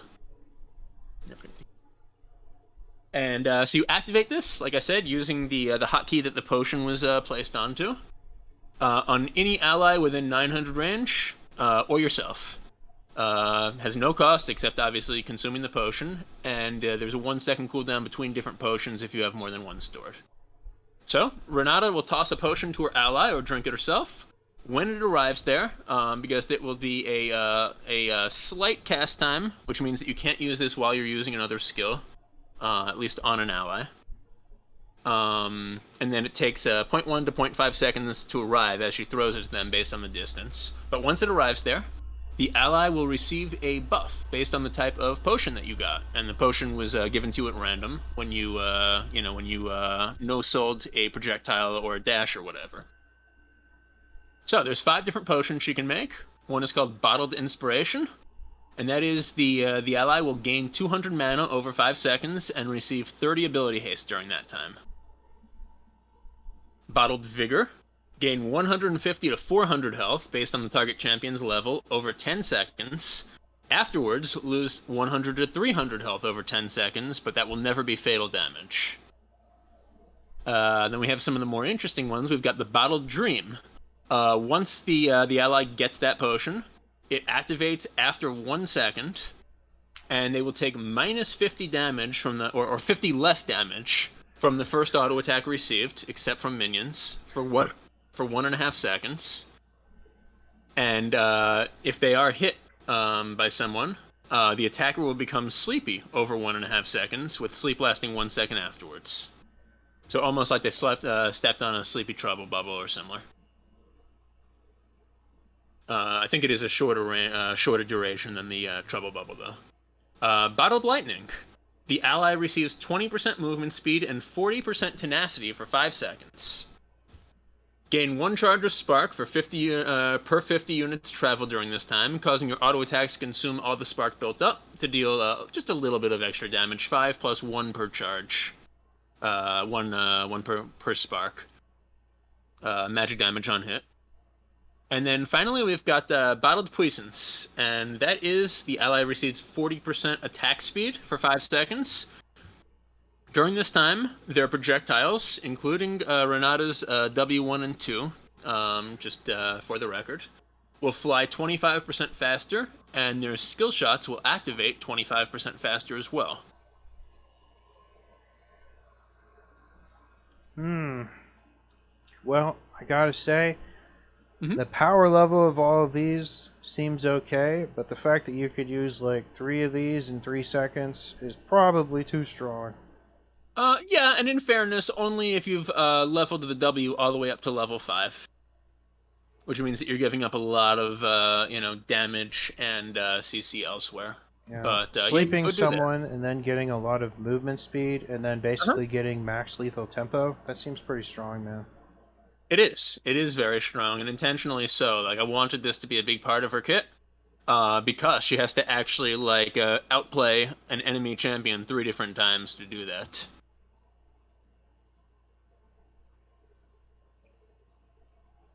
Alright. Okay. But I hear you. It is strong, and that is intentional. And maybe I went overboard with it. You can tell me in the end if you think I did. Yep. I don't have anything other real important to say here. I think most of the use cases speak for themselves. To be clear, you can't use like regular like health potions from the shop on your allies. It has to be the ones that she made with her W. Um, and yeah, I think this is one of the best ways to really play into her theme as an alchemist. And I think it brings back some of the cooler aspects of kleptomancy, getting random things to work with and trying to find cool ways to use them without some of its problems, like taking up a keystone rune or overcrowding your inventory. Seems kind of odd that the potion generation is tied to kind of like a super clutch, like either like counter skill or like a grab skill. So how would you do it? I don't know, it almost feels like it should be based on like some kind of part of her passive or Q. I don't know what the rest of the kit does, but it seems kind of odd for it to be tied to the destroying projectiles or grab skill. You know? Yeah, I was thinking of it just, I guess, thematically in terms of it's like that hand is like grasping the kinetic energy out of like a dash or a projectile and using it to create substance for her. And also, I guess I wanted it to be, high skill requirement to actually hit that clutch thing and high reward. But I hear what you're saying, right? Like another way that it could be done would be to make the potions less powerful, or make it so that you can only use one with like a 60-second cooldown, and then basically have her passively generate them. That would be another way you could design this kit. So that's a really good thought, I think.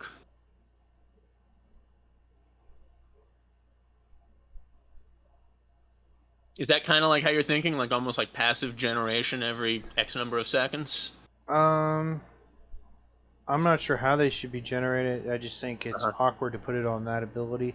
I think the Yeah. power level of the individual potions is just fine. Okay. I think using a bunch of them that fast, maybe instead of like 1 second, it should be like 5 or 10. 3 seconds. Oh, that long. Okay. I mean, you're giving someone Ghost, then you're giving someone 40% attack speed, then you're CCing someone. The first Yep. two I feel like wouldn't be used very much. Mana is kind of like come and gone from like significance in the game. It's really important in the landing phase. It's actually one of my problems with like Ocean Soul. It's like by the time it gives you any type of actually maybe they got rid of the mana recently, but by the time it's giving you mana, it's just not helpful anymore. Yeah, the first two Um, feel like they would be outscaled like as soon as the laning phase ends for the most part. Perhaps I think like maybe 400 health in a mid game fight is not to be slept on. I guess it wouldn't be 400, right? It would probably be more like 275.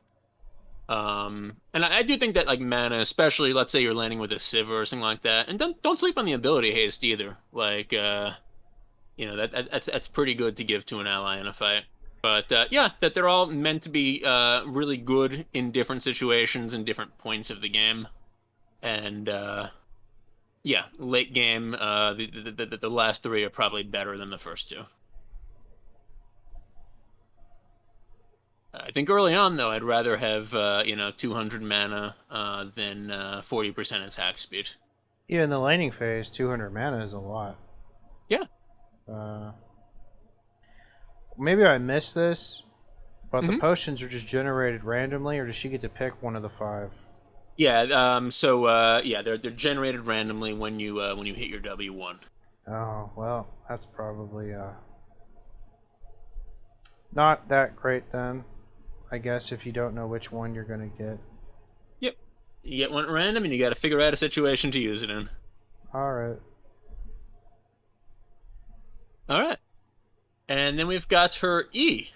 This is where I'm tying into a little bit of her Zon identity and maybe even her villainous side. Not that she's a villain, but somebody willing to fight dirty.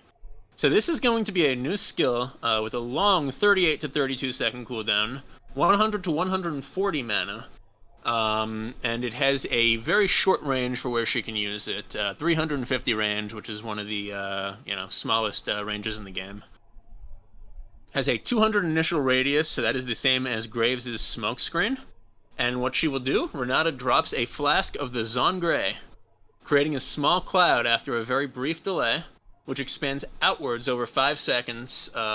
Think almost like the Akali Shroud, but without the donut hole in the middle.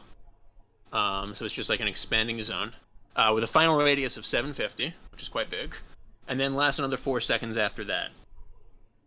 Everyone within the Zongray has 10 to 30% based on rank, reduced move speed, and deals 10 to 30% less damage with attacks and abilities cast while they are standing in the gray.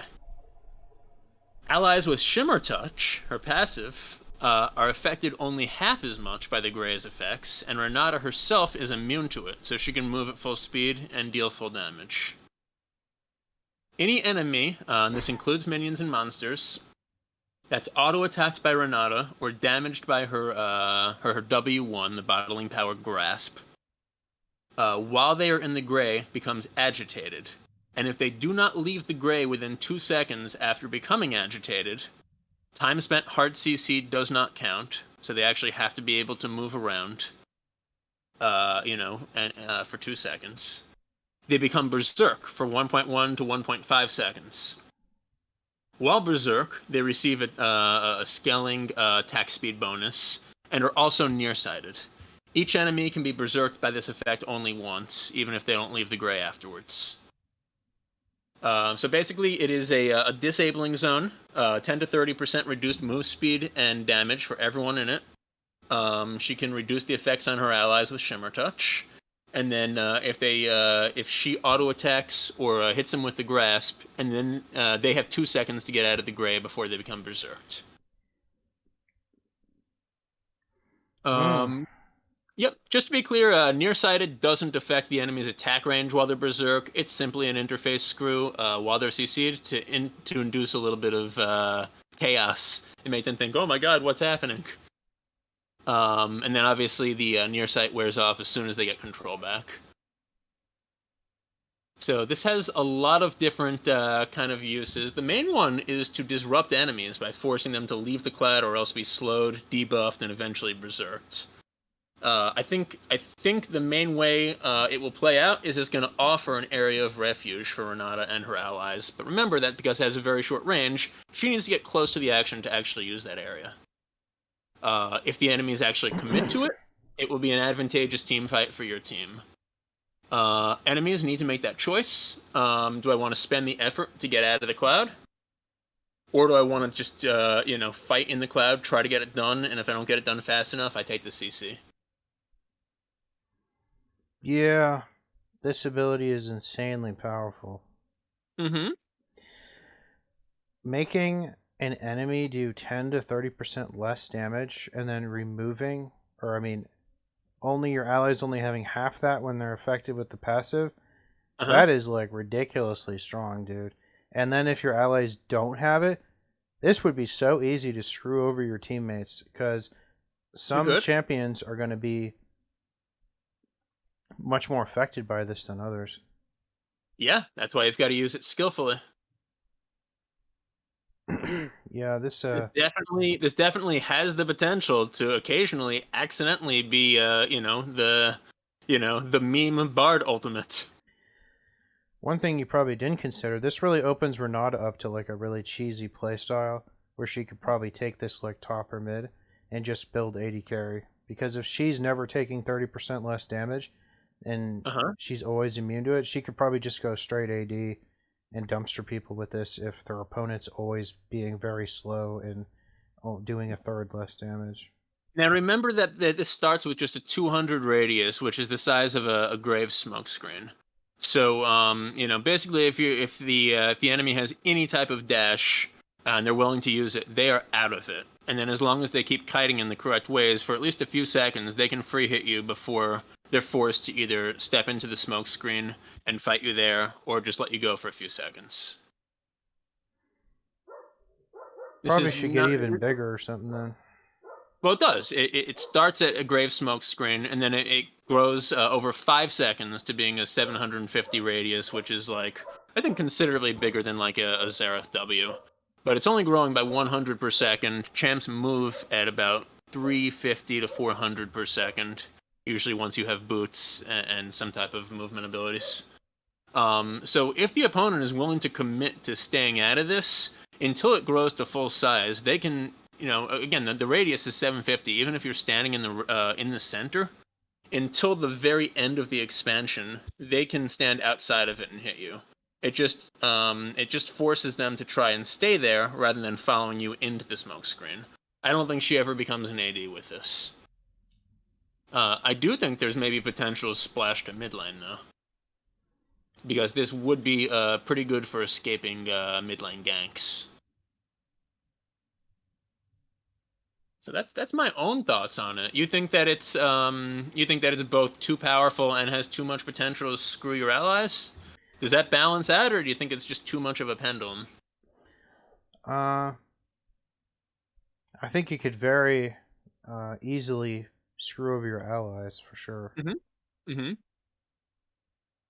Now remember that if you're placing it where there are enemies, right, and your allies are chasing through it, all you need to do is toss your ally a potion with a W2, or hit them with the little Karthus skittle and give them a shield, and then they have Shimmer Touch, and they have a movement differential on the enemy.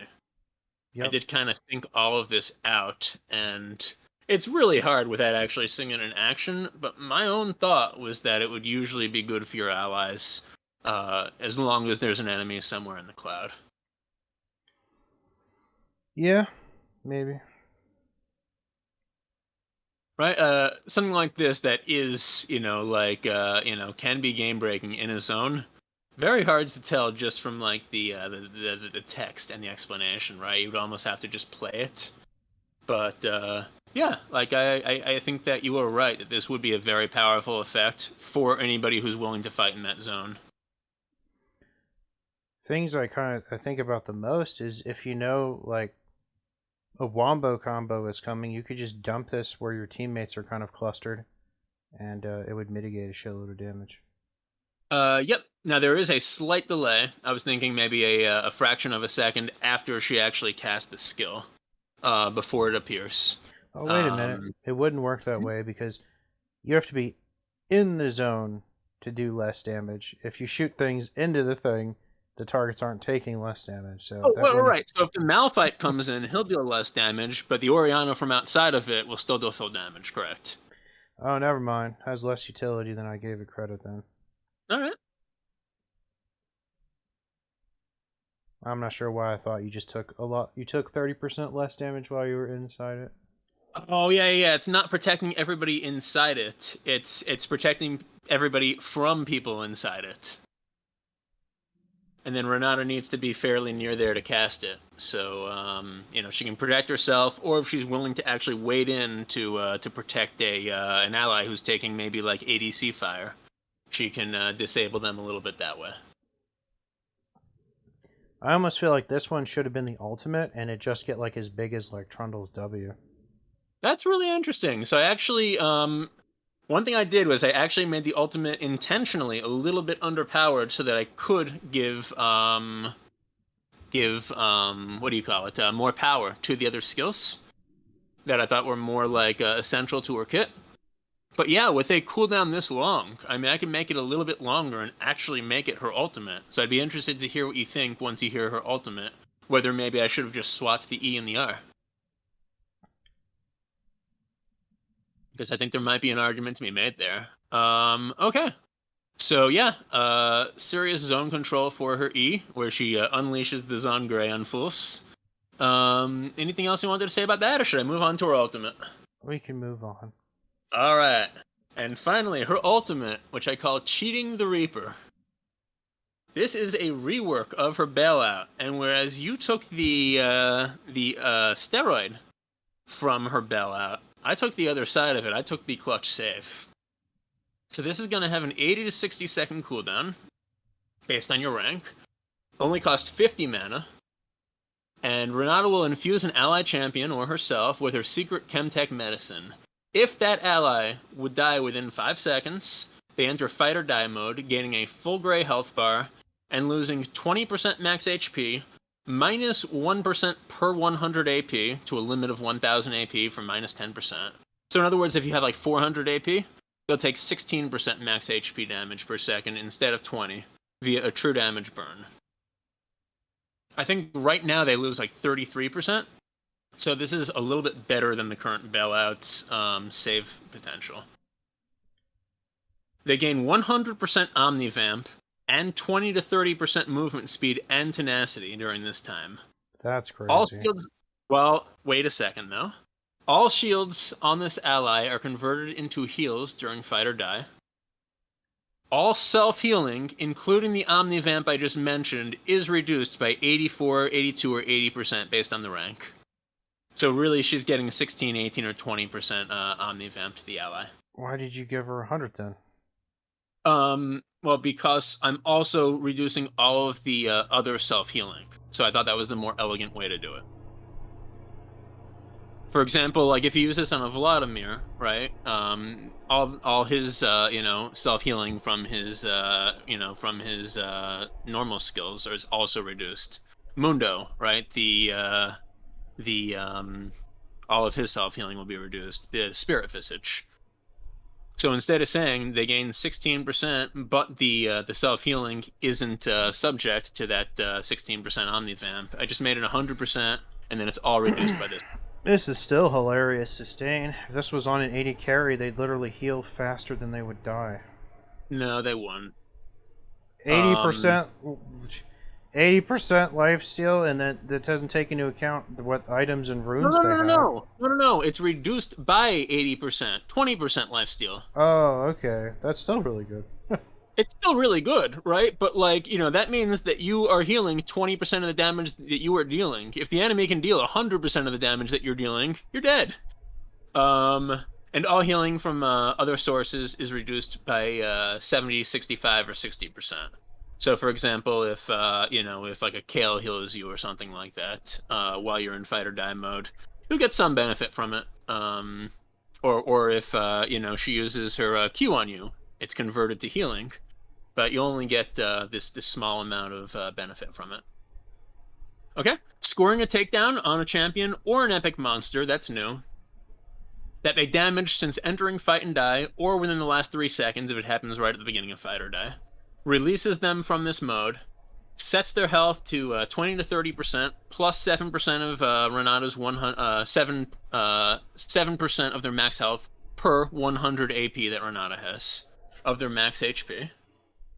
And removes all effects from this spell, so including things like the Omnivamp, except for movement, speed, and tenacity, which they get to keep for 4 seconds.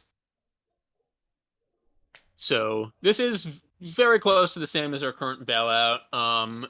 It burns a little bit less quickly, so you have a little bit more time to actually score that takedown. You get the Omnivamp if you can do tons of damage. Someone like a Brand or something could use it well. Yeah, and it also grants tenacity, but not attack speed.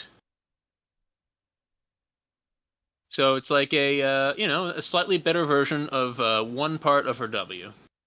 And yep, note that unlike the bailout, this doesn't give the attack speed steroid or the immediate movement speed, so it's not good for chasing down other people unless they're already about to die. And I think like it is currently, there's no stasis or pause before you enter fight and die. So the purpose of this was to keep what I thought was a cool part of her kit, while removing the design overload from Bailout, where her offensive steroids are also on her impactful save ability, and you can't really use both of them.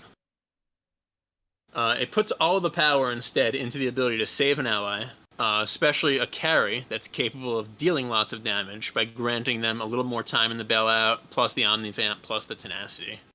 And it's intentionally less powerful than her current W or R, because that way I was able to place more power into the potions, more power into the Zone Grey, etc.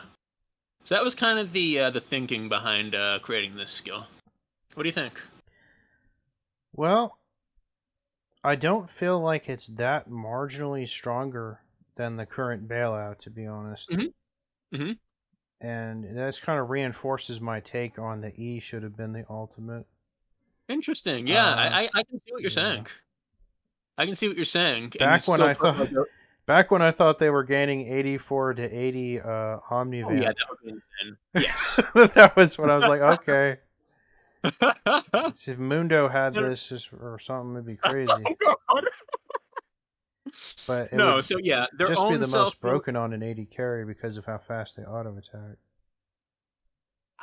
Maybe. I still think it might be the most broken on someone like a Brand, or even like maybe like a Zyra, an AoE mage. No, it'd be someone who does the most consistent DPS. So like Perhaps, Azir, perhaps. Cassiopeia, Oh, Rise, a Zero would be really or an good on, 80 yeah. carry. Yeah. And with the logic that that her current W is okay being on like a 20-second cooldown, I felt it was okay to give this to even to a champ, like an Azir that could make pretty good use of it, and if they're in a good situation in a fight, probably survive it. Well, this is Given that it's all... definitely infinitely more forgiving than the Mhm. current bailout. Yeah. So it would actually probably just be too consistent, honestly. It would be Oh, too I don't close know to about like that. You still need to Zillion's be able to get a ultimate, kill. You still almost. need to be able to get a kill in the fight and actually, do damage in that fight. Yeah, but the window to do it is way more generous than Mhm. bailouts, which is like pathetically microscopic window to get a takedown. Yeah, so bailout, I believe, is 3 and a fraction seconds. And then plus, like, you actually only are allowed to be healed or shielded once while you're in bailout. Here you have a minimum of 5 seconds. And when I say these times, that's assuming you're not taking additional damage, which you are. And then you also will have a little bit of healing coming your way through anything your champ already does, plus the Omnivamp. Obviously, that heal is being reduced significantly, but it's something. So yeah, it's considerably more forgiving. I still feel like this would probably be about a 50-50 ability to save someone. It's hard to tell. The wording is so confusing. Like, I don't understand. Why didn't you just make it so they gain 24 to 20% Omnivamp, reduced by X amount for like other sources from their allies or Because, something? oh, and why didn't I bother with like the self healing and the all healing from other sources? Yeah. It's because of stuff like a Vladimir, or I didn't want to make it too cheesy. If you played Renata mid and it had like a Soraka healing that fight or die champion the whole time, while they also have movement speed and tenacity. I want to make it so that most of the healing they're actually getting is from that small amount of Omnivamp, and that they can't just basically 1v5 easily or 2v5 because of more healing coming in. No, I'm not. I wasn't asking why you chose these numbers. Why did Mm-hmm. you express them in the way you did instead of just saying they gain 20 to 24% Omnivamp? Oh, because the 20 to 24, the 16 to 20% Omnivamp would also have to be cut because it is self healing. That's why. That makes sense. Like Vladimir's self heals during fight or die are going to be reduced by 84 to 80%. Let's just say 80%. Um, that needs to be on this ability either way. I don't want them to be able to sustain themselves forever while they're in fight or die. And so, since Omnivamp is a form of self healing, I had to do it this way. So, Uh huh. Vladimir, he'd heal twice as much for transfusion, but that twice as much is reduced by 80%. Exactly. While he's in fight or die. Exactly. Well, it feels like a way simpler way to express that idea. Okay. Yeah. If you want to give it a try, we can rewrite that. I Because it did think almost about it that for a sounds while. like they're getting a huge buff, but at the same time, they're getting a I huge nerf. know. So The designer has taketh away after the designer has giveth. Yeah, yeah, it is funny. You see 100% Omnifam, you're like, oh my god, this is busted. And then most of it is just taken immediately away by the description of the skill. But this to me was actually the cleanest way to express it. And if you have a cleaner way, I'm open to it. well, instead of just saying that they get a massive buff, Hmm. why don't you just simply say it just reduces self healing by like 40, 50, 60, 70%, because that's actually going to be the net reaction of doubling it and then reducing it by 4/5, basically. Well, but that's only for Vladimir, right? Most champions don't have Omnivamp at all to start with. You can't double nothing. Yeah, but you can double anyone that has like Vamp Scepter, and then a lot of people can get that. Vladimir's Right, but just it's a not about. crazy example. So I guess maybe this is not clear. I'm not doubling any vamp they already have.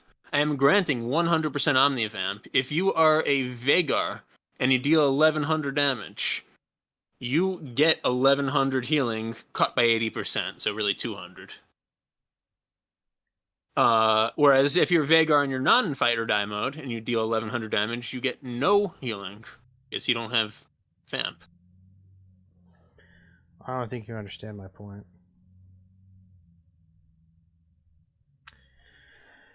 Okay. I guess maybe we could talk about this more offline because it is minutia. Yeah, I don't know. It just Uh, seems I, kind I of. think I think it is possible I'm not understanding your point, but I really don't want to kind of bury the lead here. All right.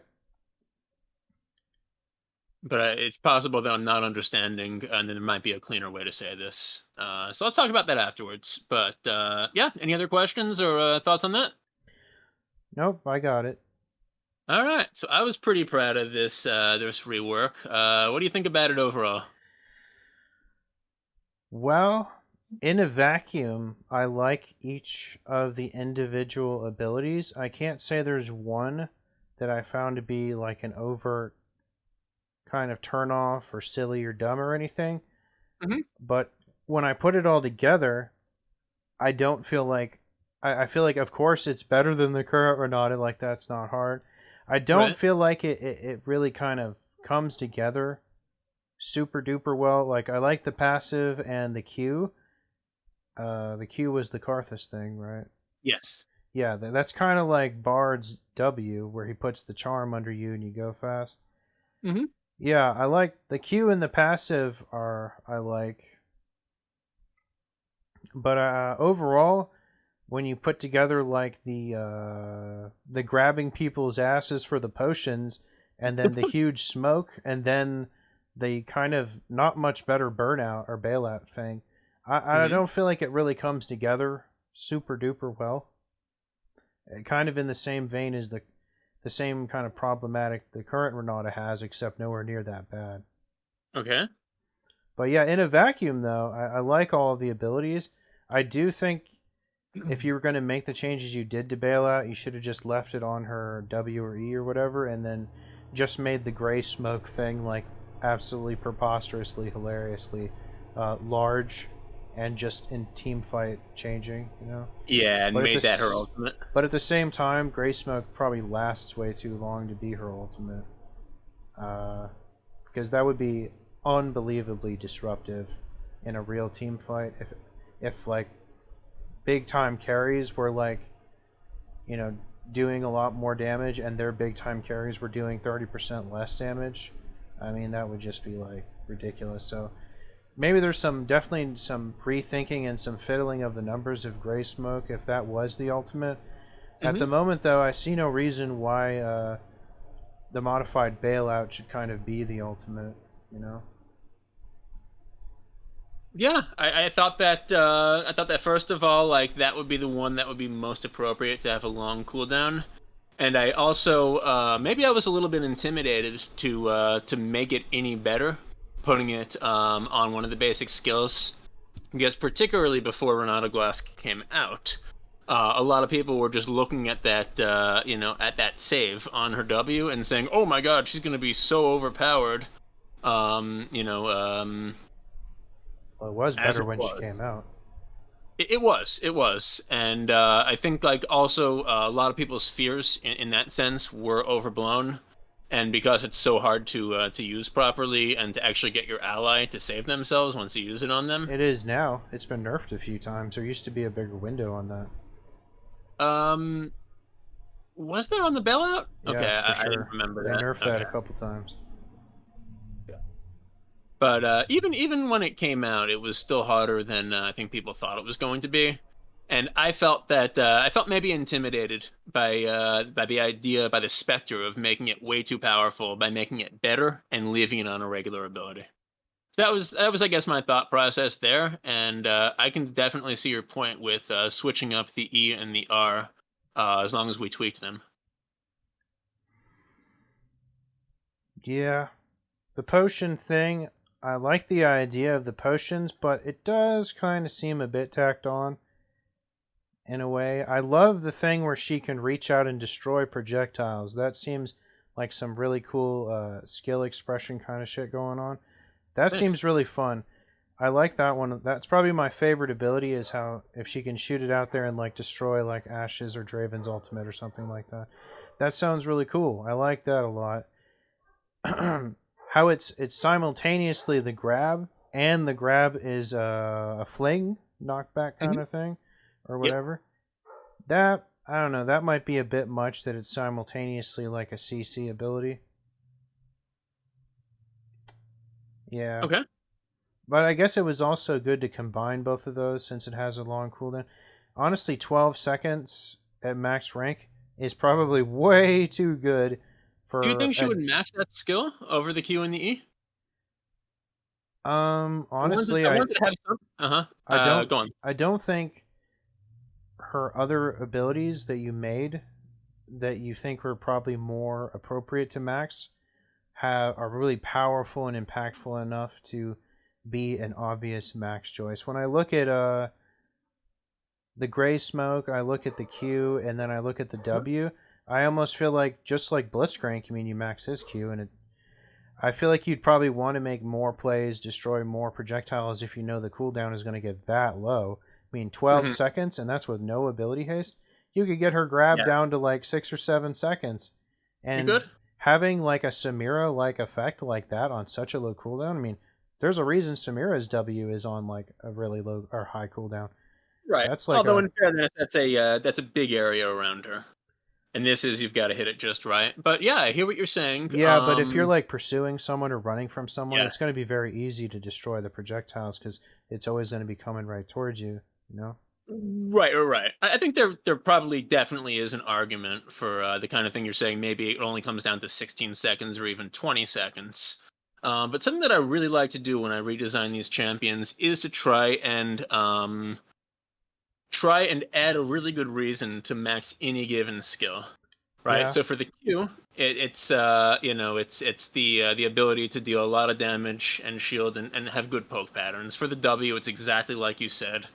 The big change in cooldown and being able to be a playmaker, as well as being able to actually get that 3 potion dream at once. And then for the E, obviously 30%, cripple for enemies is a lot more than 10% while you're in it. I think 10% would almost not even be worth using if it weren't for the berserk.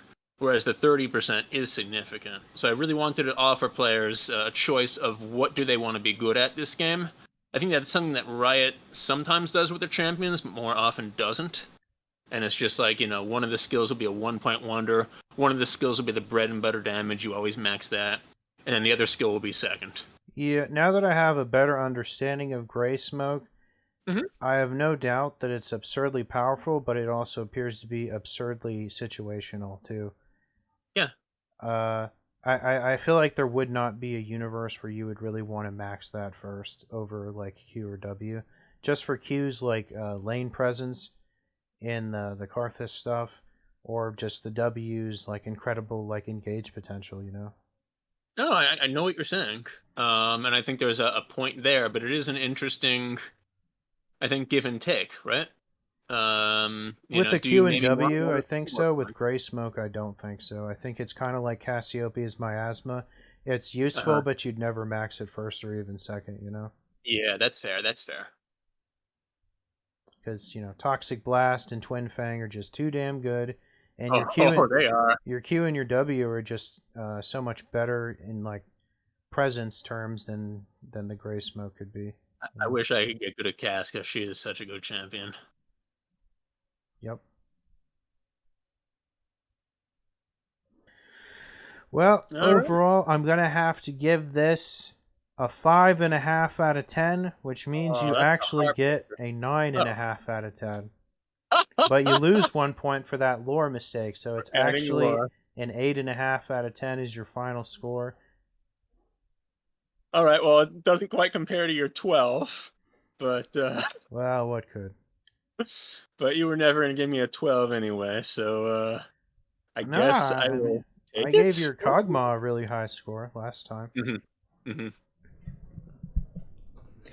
I feel like you definitely addressed some of her problems, which obviously it wouldn't have been hard to address her problems. She has so damn many. But Right. I feel like you were talking about how mine lacked like some kind of cohesive identity or something, and I was arguing that she's kind of like a harass champion, which there's Yeah. poke champions. Mine was like a poke champion basically. You can be an enchanter, you can be a poker, or you can be an engager. That's kind of the way of things with supports. And I feel like yours is kind of just I feel like yours has kind of like a bit less of an identity than even mine does, if you said mine didn't have much of one. So I think yours lacked an obvious identity. I think you're saying that mine lacks cohesion between the skills, like one skill will work into another skill well. Well, not Right? necessarily. I Well, just let me tell you what her identity is. Her identity is she's a disruptor. She is she is a control support that is, making it very hard for enemies to engage her or her allies. And basically protecting her allies from them, not in the same way a vanguard would, like a Leona or a Braum, but rather by disrupting. I mean, that is what her entire identity and niche as a support and yeah, as a support is meant to be here. I hear you. Yeah. Um, I think you tend to really like when the skills like directly interact with other skills and give them bonuses. And I tried to work some of that in there with the shimmer touch, and particularly with the way that the shimmer touch interacts with her E, so that you can use the other skills to protect your allies from your own E. Um, while you're trying to create these zones of control. But I think when you make champs, you tend to be like, yeah, every time you get this, you get stacks for another ability, and then this ability will power up based on those stacks. And you like to do a lot of that. I tend to lay off of that a little bit more and try and just make it so that the skills may do slightly different things but work well together. I think it's important for a champion's kit to have kind of like a flow and a solid theme to it. Mm-hmm. I think some of the worst champions have kind of, it feels like they have like one off abilities, a lot of one off abilities. And I think some of the better champions are the ones where every like ability feels like it could be comboed with like the one before it or the one after, and it just comes together in kind of a beautiful way. Like when you think of like Mordekaiser, I mean, he's a really crude, simple champion, but he grabs you, he slams you, and then his passive activates. He sucks you into the death realm, and then he's got the cool W. It all goes together really well. I feel I mean, so. you know my thoughts on Mordekaiser. I hear your point. I think it's also possible to go too far the other way. I think there are a lot of champs in the game where the combo is way too obvious. For example, like I think Talia, particularly with her W and E, is a good example of that. I feel And like where this that's is, a meaningless thing to point out because that kind of explains most of the champions in the game. Because well, when it comes to it, you have four buttons. You can only be so unpredictable. right, but I think that the best champions, like you said, the beautiful game, right, is where you can use those abilities in all different orders in different situations, and yet they all still feel like they're feeding into one another. I feel like that is like the holy grail of MOBA design. It's hard to do, but I think there are definitely champs that pull it off. I think to some extent, like Trasho even pulls that off. Um, I think in some way, Mordekaiser pulls that off. Xerath can pull that off sometimes. There are champs that do that well. And yeah, like what you don't want is a disparate set of pieces that isn't ever going to even play well together, like the current Renata Glask. But on the other end of the spectrum, almost as bad is when there's literally only one way to use their combo. Yep. That's how I see it, at least. Do you like it when there's only one way to use their combo and it's very linear? Uh, it's not necessarily about liking that there's only one way to do things. It's just there's really only room for so much variation when we're not playing like Skyrim or Oblivion over here. We're playing Right, like a right. MOBA that's got like four buttons, and some Yeah. champions have goofy ways of having maybe a couple extra buttons and stuff like Jace or Udyr, Uh-huh. sort of, or Elise. But I think you have to Yeah, kind we're of look. training them. You have to kind of look past a linear expectation that it's not linear, because I think that's just, even with whatever you personally think some of the better champions are in Hmm. terms of ability sets. I think even the best ones, I think you could easily make a case for them being kind of linear in that sense of the word, or predictable, because there is only so much skill expression in this game with such a limited skill set. Of course. But even within that limited, set, there is a range, right? And I'd rather it be at the higher end than the lower end. All right. So am I supposed to think of this as a 5.5 or a 8.5 that I received? Is mine an 8 or a 12? Let's say I gave you a 4 and I raised it by 4 points to an 8. Sorry, you can't take it back. Mine's an 8 and a 12. Okay, fine. Yours is an 8 and a 12. Oh, and then yours is an 8.5. All right, thank you, Chrissy. But Because you it's really broke a my five and heart a when I half. heard 5.5 at first. Well, I couldn't rightly give it a 5 because that implies it's just as bad as it is good. And like I said, in a vacuum, I like all of your abilities. I Mhm. just feel that they are kind of one-offish outside of like the passive and the Q for the most part. Okay. Yeah, so I was thinking I was thinking you would set up the zone and then you'd start using your other abilities to attack enemies and protect your allies while you're in that zone. Um, I but I think hear you. I can kind of see what you're saying. I'll tell you And this: maybe I'll give you a yeah. 9 out of 10 in terms of theme and the direction from like an art or standpoint and her background standpoint of what the abilities do. I would give you Well, I high. did get her out of that stupid suit. I give you high marks for what the abilities do in regards to what her theme should be. Yeah, I appreciate that. And it sounds like you just wanted more coherence and flow between the abilities. Maybe I guess so. I'm not sure. Maybe that's the right way to put it. Yeah.